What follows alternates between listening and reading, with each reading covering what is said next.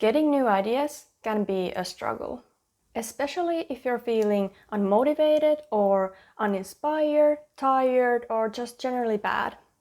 As a person who struggles a lot with this subject, I have a couple things I do when my brain goes like.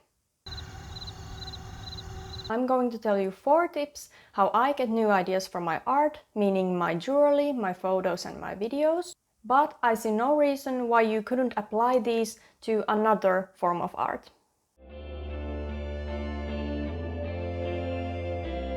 Sometimes, if I'm totally out of ideas before starting a new piece of jewelry in school, for example, I start to look and explore my surroundings. If I'm sitting in a train, is there an interesting pattern in the bench which I'm sitting? Or is there maybe an interesting person in the school cafeteria who is wearing something that could inspire me? For my photos, I search interesting colors and patterns which I could use as a background to my jewelry or as a prop. And they don't even have to be a full idea. It could be just a hint of idea. It could be a word or a shape which gives me an image of something. I have a couple examples on my phone. These are just some sketches I've done super fast after seeing something. And some of these I have actually done later, so thumbs up for writing or drawing things down. This is usually what happens by accident, but I also do this intentionally. In movies and in music videos, the aesthetics are usually very much planned, so therefore they are very pleasant and inspiring also. Music videos tend to be very dramatic, which I love, but they also have a lot of transitions and cool effects. Of course, I can't make the same effects they make in high-budget Hollywood, but I can get ideas, I can get inspired and make the ideas my own. A couple of my favorite music videos are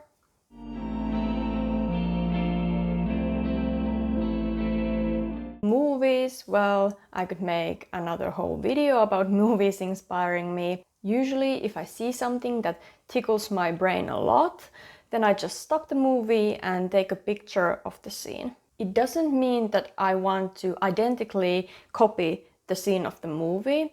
No, usually it has something to do with light, color, or maybe a position of a body in the scene. I may see the main character holding something and the position of his or her hand is something that I want to use later in a photo, for example. A good example of this is these photos.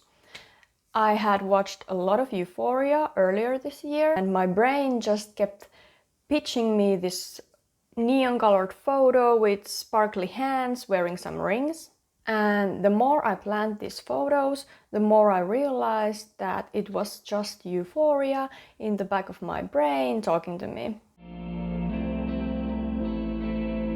Sometimes just taking those materials into your hands and starting to experiment is the best option.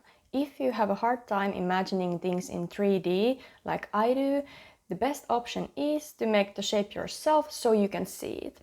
Good examples are these 2 pieces of jewelry. In this one I had the idea, but I didn't know how it would look when put together, so I just took some cardboard and paper and tried these different things, and actually the first model looks a lot like the actual jewelry. The second one would be this bracelet.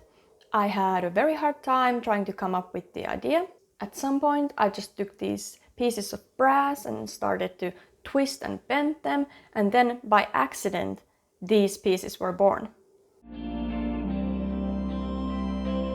And the last one, which I thought in the beginning that would be cheating, is just ask help from others. It could be your wife, it could be your classmate, a person that doesn't have any strings attached to the piece that you're working with can have very valuable insight and ideas.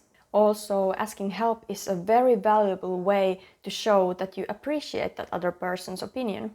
Usually what happens to me is that I get another idea from the idea that the other person has told me.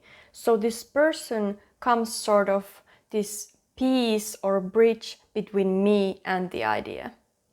I don't know, does that make any sense? Lastly, don't get too much pressure of coming up with these new fresh ideas or inventing something new all the time. I used to get a lot of pressure of this naturally because I'm surrounded by all these very creative people. But the fact is, creating is like any other activity. The more you do it, the better you get at it. So don't compare yourself too much to others and just try a lot of different things. Thank you for listening what I had to say. I'll see you in the next video and bye!